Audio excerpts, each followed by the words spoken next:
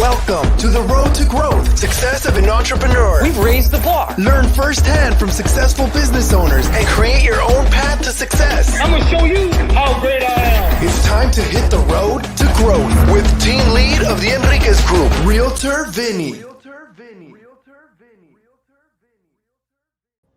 Hi, you Road to Growth listeners. Today I have Hart Kaminker. Did I say that right, Kaminker? You said it perfectly. Perfect. Founder of Kaminker Associates. So, immigration attorney. Who doesn't like traveling? Who doesn't want to make it more permanent?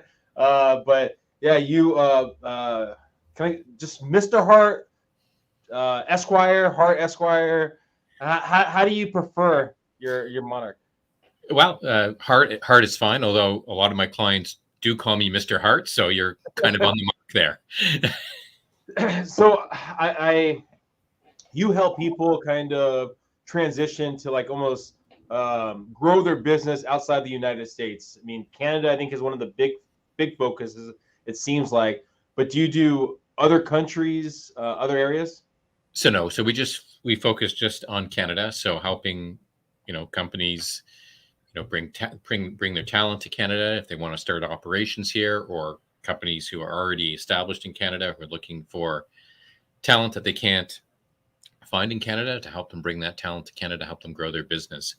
So it's just focused on Canada. I mean, there are lots of regulations and those regulations and rules are changing all the time. So really, it's probably enough just to be able to keep track of one country and be able to do that well. Yeah, I would imagine so. With how often are the laws and the rules changing for immigration in Canada? Often. So, just because it's very policy, like as in any country, immigration is one area of law that's really policy driven. And so it does have an effect based upon the government of the day and what their policy is. So when governments change, then you see changes in policy, but also being reactive to different aspects of the economy and where the government at any one time is trying to grow the economy and trying to attract people to Canada that will help them grow certain sectors. So, I mean, high tech is, the one that has been around for a little while, and certainly, and that's where, there's certainly been a lot of focus in trying to facilitate people coming into Canada that can help in that, in the high tech and in the computer industry.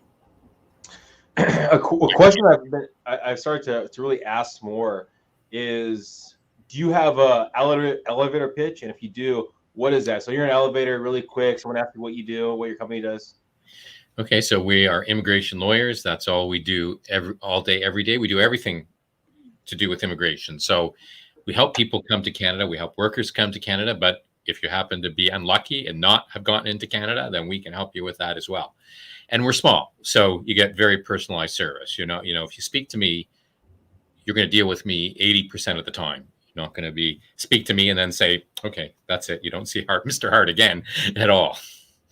So we really pride ourselves on that, lawyers here, on the personalized service, that you speak to a lawyer, and that's who you're going to be able to have access to throughout the process. Rewinding a little bit to like a young Hart, did you always have an idea that you're going to be in law, that you're going to be an attorney, or was that more later in life? I think later in life, probably not until undergrad at university, I think is when that came about. Okay. Definitely growing up didn't have that in my mind. What was your original goal, dream, I guess, when you were younger? It's a good question. Medicine might have been more of what I thought about as I was going through high school, and that changed, I think, once I got into university, or maybe the later years of high school, and once I got into university, undergrad. So you got into university. When did the idea of, okay, I'm going to start going this direction kind of really start playing out? Okay, so I think I was one of the people that got to university, and I, was in arts, and I didn't really sort of have a direction, and then I kind of, at the end of second year, I said, I'm getting close. I'm like halfway through this, and, probably not going to be able to do a hell of a lot with my Bachelor of Arts degree. So, what else can I do? And I think the area of law interests me. I mean, I think I always wanted to do something where you're interacting with the public. In medicine, you interact with the public. This, you interact with the public. So, having interacting with the public on a day-to-day basis, like seeing people, speaking to people, not sitting in an office just working on papers. So I do enjoy that part of it most of the time. Well, when you said that you were originally thinking of art, right, of the art degree. I mean, when someone thinks of art, right, you think of creativity. Right. So when I say arts, actually, I mean like the humanities. So I did. Sorry for that confusion. So I did an undergrad in sociology. So like social science. So which has some connection in some ways to law and certainly to immigration law. Lots of social science and immigration law. So you're in university, getting education.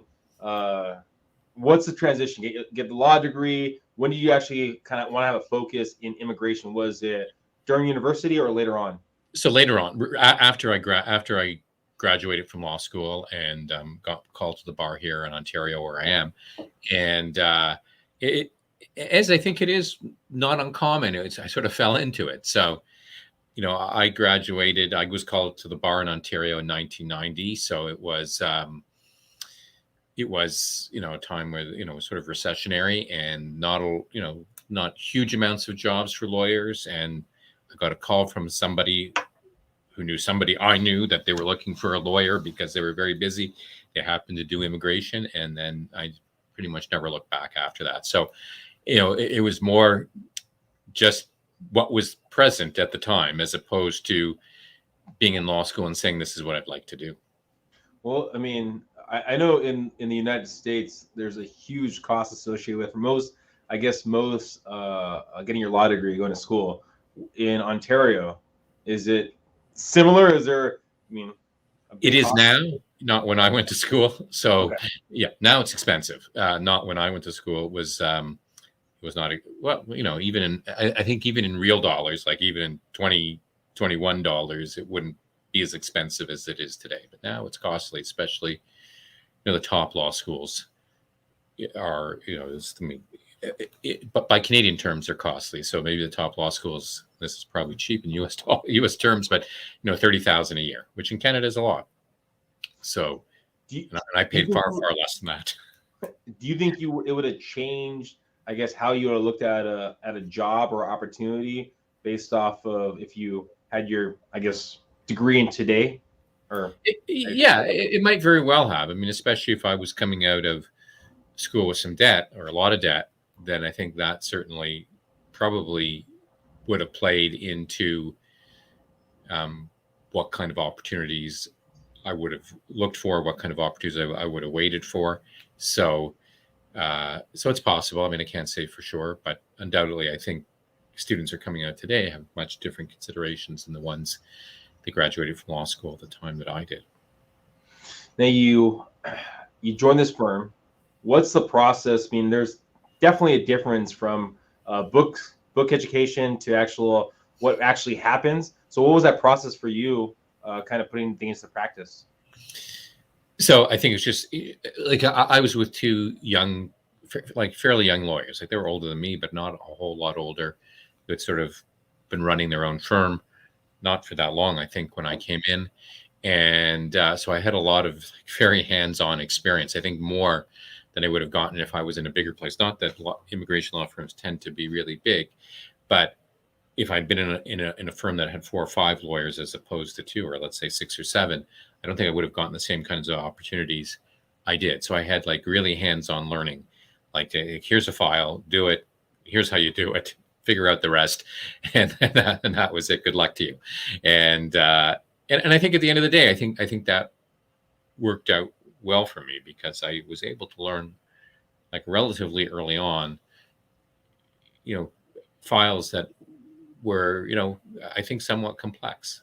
I mean, it was hard and long hours to figure it all out, but I think at the end of the day, it served me well. And when young lawyers have come in now to work for me, I mean, I tell them that story and I give them, obviously with my guidance and mentorship, but I give them like, things that perhaps their friends who are working at firms that have 7 or 8 lawyers aren't going to do for 3 or 4 years, but they're going to do, maybe in the first 6 or 7 months or first 6 months to a year that they're here. What do you think you picked up and learned from kind of your own journey to kind of, like you said, having that conversation with the new hires you bring on? What did you pick up from how you were taught compared to how you teach?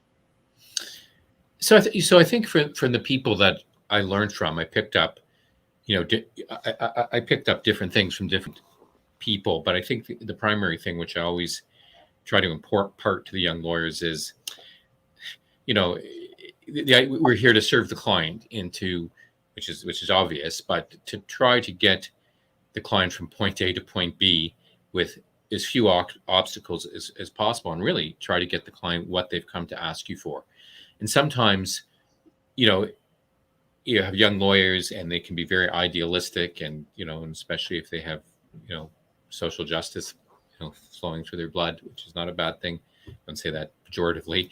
That they say, oh, I'd like to do this and I'd like to do that. And I'd say, okay, that's fine. But, is that, and that might be a noble goal, but is that really ultimately serving your client? I think you just have to get your client from the easiest way, from the time they walk into the office to the goal that they reach, and just be practical about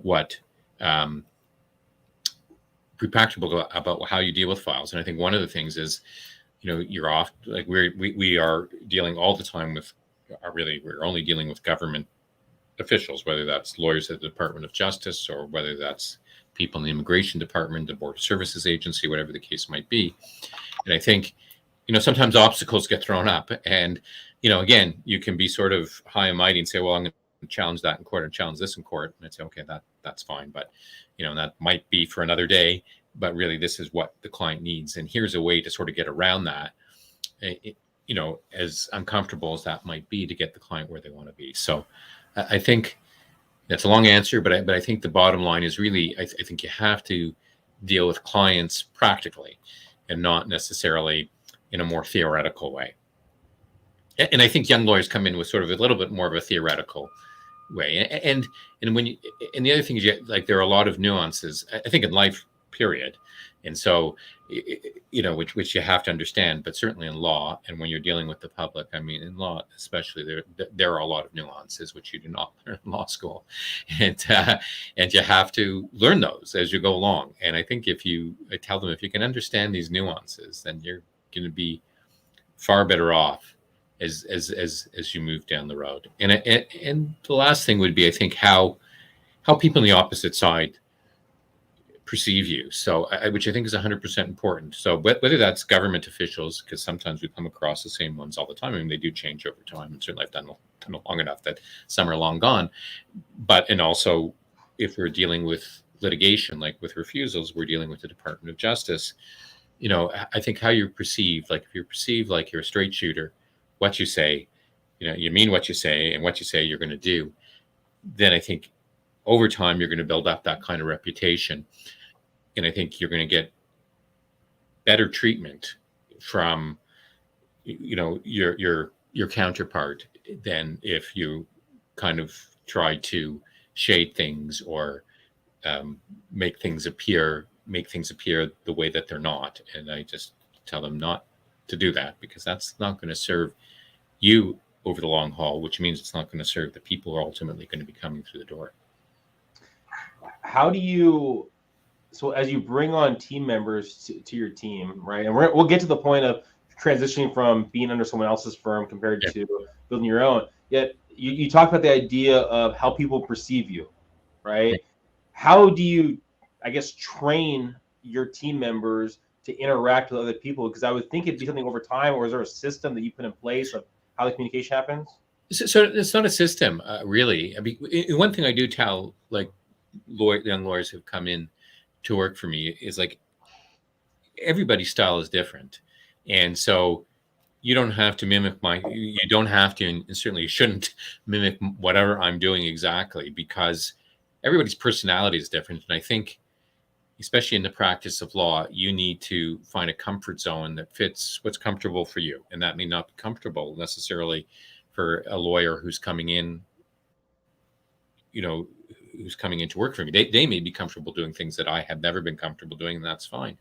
So I tell them, you have to sort of, build it based upon what you feel comfortable. But it's not a system. It's really, about being a straight shooter is what I say. You got to be a straight shooter. Like it can be no BS. And really, I think, and I think, so when you tell somebody on the opposite side, this is what I'm going to do, or this is what I think, initially, for sure, if you're young, they're going to say, oh, that's a young guy, whatever, young person, they don't have to listen to them. But I think over time, you build up that reputation. And I think that really helps, because if somebody on the other side who's going to either be, arguing against you, or perhaps you're trying to negotiate a settlement with that person, or it's a government official that you're trying to get something from, or approval from, I guess is a better way to prove it, to say it. I think, again, you're going to get much better reception if they say, like, like this, not like, here's Mr. Hart or Hart Kaminker, he's like, full of what, and and this application probably is the same, whereas here this person's upfront and about everything, the weaknesses, the strengths, whatever that need to be shown. Obviously you have to you have to use tactics in how you do something like that. But I think, your integrity is important. I think the integrity, if people see you as being somebody with integrity, I think that goes a long way. If somebody on the other side has no integrity, it doesn't matter, I think, whether you have integrity or not, because I think it's just, there's nothing you can do about that. You just have to work with that. And that certainly happens. So for the people that you bring on, the new team members, right? Is it more in the hiring process or the training process that you make sure that they have the integrity, that they can carry themselves in a manner that you'd be proud of? How does that work out for you? Well, I think you do try to look to the best extent possible. I think you try to vet people in the hiring process. I mean, somebody once told me, and I think it's 100% true, is you never know what somebody's going to be like until they actually start working for you. And I think there's a lot of truth to that. So, but a lot of that comes actually in the training process. So here's a file, and what do you think of it, and coming back and having a discussion about what we're going to do in a file. Or like, we're in a business where we often have problematic situations that need to be fixed, and how do we fix that situation? And again, discussing a particular file about how we're going to fix what would have gone wrong on, in somebody who would try to do something on their own, for example, which is, does happen. It's common. I try to do this on my own, and this is what happened. Well, let's rewind a little bit. So you were back underneath someone else's firm. When did the idea of kind of building your own brand, building your own firm, kind of start coming about? So that's a good question. So I think that it just sort of happened. Like, I think for a few years I wasn't happy, working because I'd worked for somebody else for like a long time, 12 years, which is fairly long. And, and then probably I would say in year 9 or 10, maybe even later in year 8, I wasn't 100% happy just working for somebody else. And I think it was really more of, getting rid of that inertia that was preventing me from setting out on my own. And I guess the fear of, is this going to work? Because at that time I already had a family. And so I think that, so it was really just, I'm not happy here, and I just need to do this and need to be confident that it's going to work out. And it did. And as with, I think, many people like me, when they do it, they say, I should have done that a lot earlier, because I'm a lot happier. I think there's different challenges when you're running, when you're working for somebody else, and then when you're running your own business. When you're running your own business, it has its own challenges. But I think there is something nice about being able to, control what happens or what goes on. Do you think there's anything they could have done when you were kind of not happy there that would have kept you there for the long haul? I don't think so, no. I mean, there were some discussions about that at the time, and it's a long time ago now, but I would say likely not. And you said too that it was a couple years of not being happy there before you actually transition out. Do you I mean, because I've talked to a lot of different people, and that's usually kind of the story is that they're in corporate world and something they don't like, and over time they kind of transition out and start their own business, or sometimes it happens instantly. Were you building up to this, or was there just a moment where it was like, you know what, I can't deal with this anymore, I'm leaving tomorrow? So no, I think it wasn't instantaneous thing. It was something that built up over time. I mean, it might have been instantaneous to say this is building up, and then at some point saying, okay, I just can't do this anymore, and I need to get out of this. So, but it definitely built up over time. Like there was definitely 2 to 3 years where I said like that I don't see where this is going, and I'm not happy, and I'd likely be happier doing my own thing. And as I said, a couple of months in, it's like, why did I do this 3 or 4 years ago instead of now? So it was a couple months after you said a couple years, or a couple months into it that you actually said, I'm on the right track. Yeah, I think a couple of months in, fairly early on, I'm on the right track. This is the right thing for me, and it's going to be a tough couple of years until we put that foundation down. But I could see that it was definitely worthwhile, and I was much happier. And I was lucky because when I went out on my own, I managed to find an office space. Like I rented an office from another firm, and they were very supportive, and a very good group of people. And some of them were more experienced because I was relatively young at the time. So, having those more experienced people around was also very, very helpful. And look, I think that also helped me. Like I was fortunate just to sort of fall into a place where the people were very supportive and, gave me suggestions of, saw how I was doing things. I don't think you should do it that way. And maybe you should try this. And, some of the things that they suggested to me definitely worked out well. What are some things that you kind of wish you would have knew before you started your business that you know now? I think one of the things is, which I learned sort of in the early part, is that like when you make decisions about the business and maybe about personnel specifically, that if things aren't going in the direction that you would like them to, that you have to change that quickly, not sort of, and I'm not sure, not let it linger, if that's the right word, because I think it's very, if it lingers too long, it's very hard to undo, certain things that employees are doing. It becomes hard to undo those things. I mean, not impossible, but it can be hard and uncomfortable. And so, one of the things is to say, if employees are doing things that are not not good for me, let's say, or what I don't think is good, maybe overall, to change those quickly, well, let's see how it goes. Let's see what happens with this. So that was sort of one of the harder lessons I think I learned early on, to undo those things if they've lingered too long can be difficult rather than doing it right away. And we talked before you got on mic, I mean, talking about hurdles and kind of working through, and you brought up the idea of kind of COVID times. I mean, that's been, so kind of walk us through what happened or what went on through that time. Okay, so yeah, when COVID hit, so that's in March of 2020, everything sort of shut down for several months, maybe half a year here, longer in Canada than the US, and so business was very slow, and so that you have a flow of income that kind of starts to dry up over some period of time, and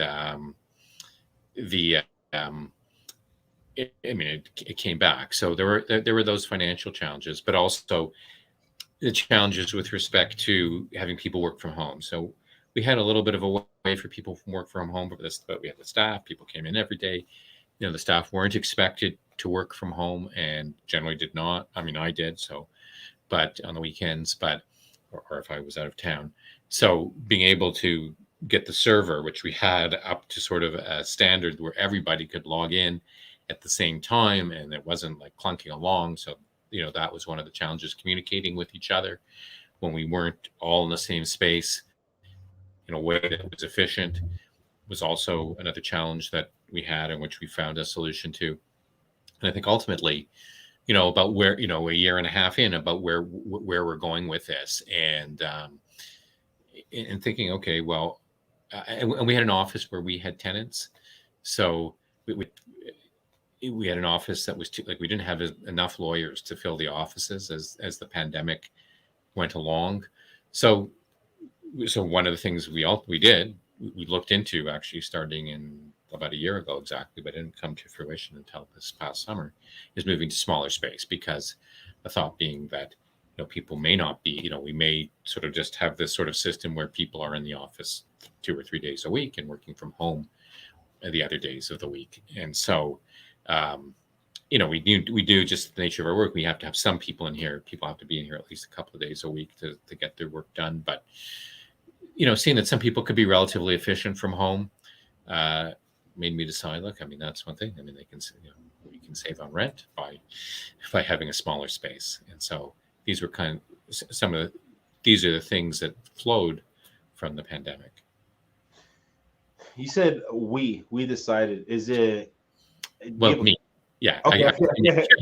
Me. I'm the we. I'm the we.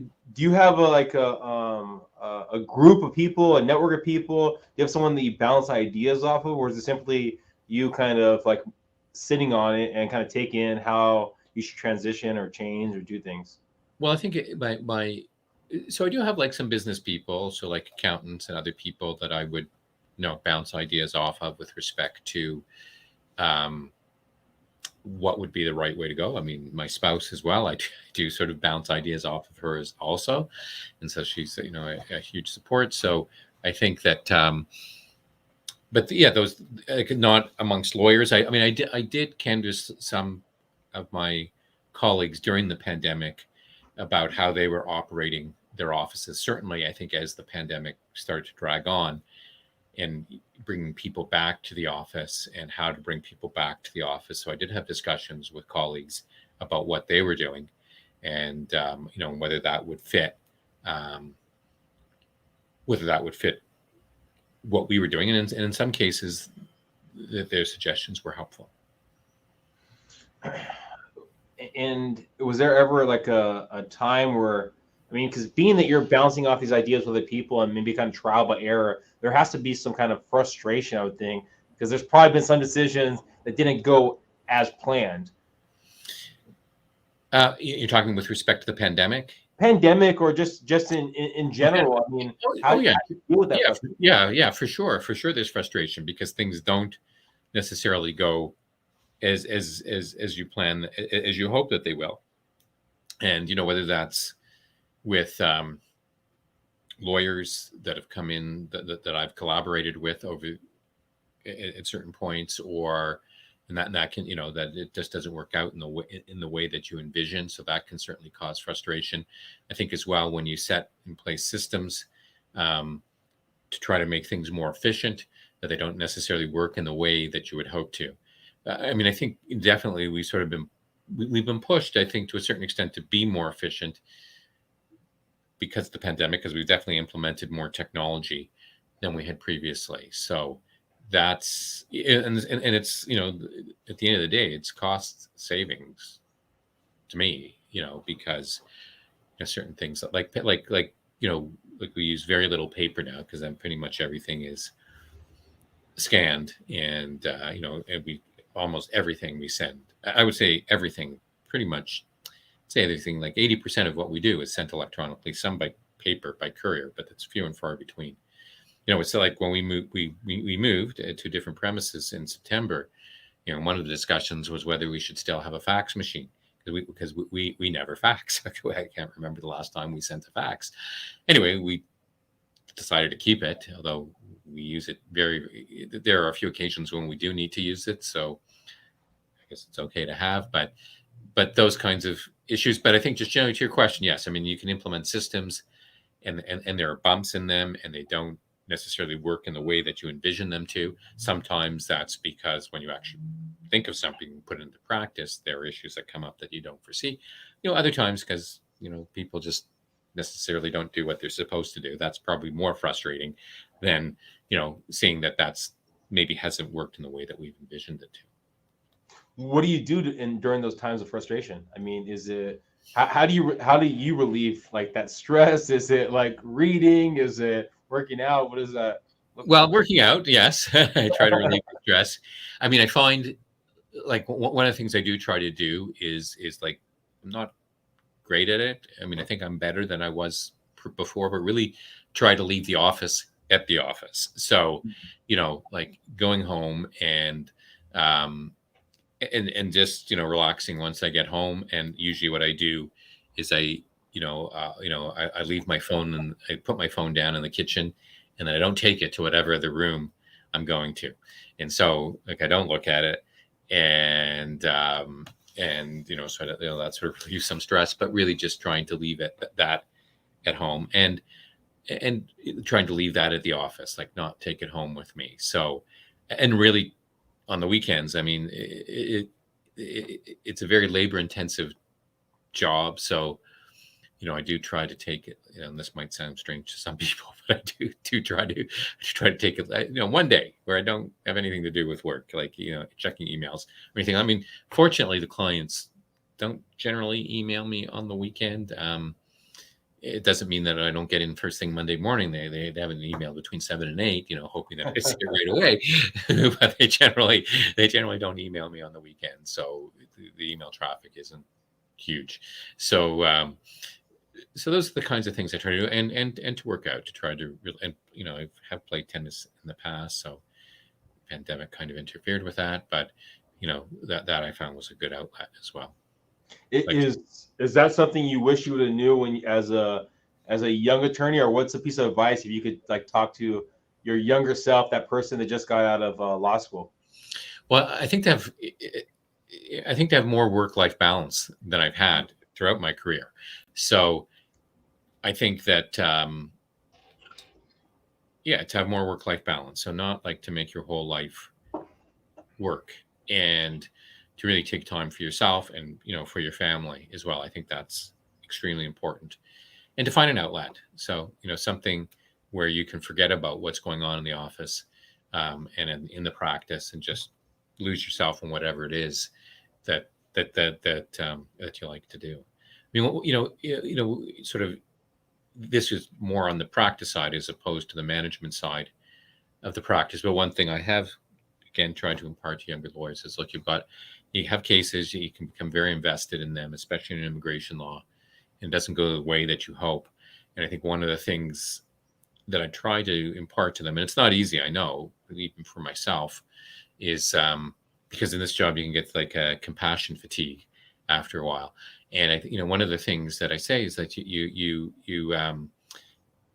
have to move on, right? There's somebody else, there's, Mr. A didn't work out for Mr. A, but, Miss B is waiting for us. And so you have to really move on. It's one thing that old, like, mentors of mine said to me, like, so like, like if you have what you consider a bad loss, maybe the best thing is go home, have a drink, forget about it.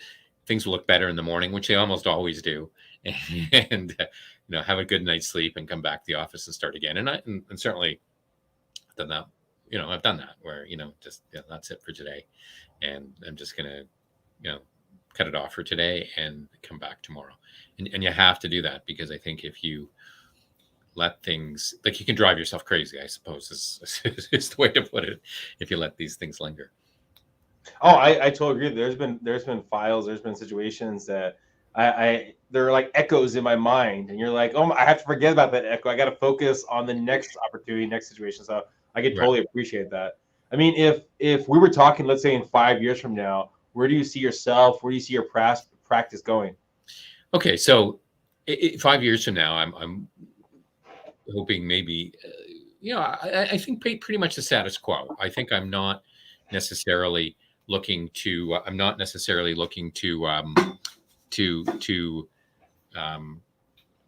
massively increase what I've done, because I've been doing it for 30 years in February of next year, 2022. So I'm not looking sort of to massively increase things. Really, sort of try to keep the status quo, try to keep what we have, try to continue to deliver good services, try to attract new clients, obviously, and within sort of a managed growth area rather than sort of an exponential growth, which is kind of what I would say we've experienced over the last, I would say 7 to 10 years, and I'm sort of at the point, but this is obviously a discussion for the younger lawyers about where they see themselves as I hopefully, see myself, not 5 years from now, but maybe 10 years from now, working less, hopefully. If someone's listening right now and they're looking to expand into Canada, or they're in Canada and they're looking, for other opportunities of expansion for immigration and things like that, what's the best way of them kind of getting more information about your firm, about yourself, about learning more about it, process? So I think the best way to learn about us is through our website, and we've got a great website which has a lot of information on it. And then they can contact me directly if they have any questions or issues that they want to discuss, and we can see whether or not we're a good fit to help them do what they need to do. And if you're listening right now, there's a lot of Hart's information in the show notes, so you can probably find it there. Ways of getting in contact. Any last words that you kind of want to throw out there? Any last ideas that you want to throw out to anyone listening right now? So I think just if you need help getting into Canada, I think that we're really the right place to come. We've been successful in helping many companies and individuals, make their way to Canada to work and to live. And as I said, I think early on when we were speaking this evening, you get personalized service. It's one thing that I've, pride myself on is to really give personalized service. That you do speak to the assistant, obviously, but if you need to speak to me, or the paralegal, but if you need to speak to me, then there's no sort of barrier that says no, you can't speak to Hart. If you need to speak to me, you've got my extension or my email, and you'll undoubtedly get in touch with me. And I think that's because we're smaller, we're not an 8 or 9 or 10 lawyer firm. So this is where I think we can differentiate ourselves, from other people. Well, I appreciate you, Hart, for being on the podcast. Thank you for giving kind of all your insight. I think there's so many things that people could take away listening to this, but I think it's one of the big takeaways is something you brought up, is the idea of separating life and work balance right there. Because I think that's probably what slowly kills a lot of us business owners out there, is that kind of constant, like, I have to do better, I have to change this, or why did I go this way? But having that separation will probably give you longevity, allow you to smile, just like if you've been watching us on the YouTube, Mr. Hart's been smiling throughout the platform. Mm-hmm. So thank you again, guys. Please subscribe. Thank you, Mr. Hart. Please go find him, look in the show notes, and have a great one. Thank you. Thank you for having me. Bye.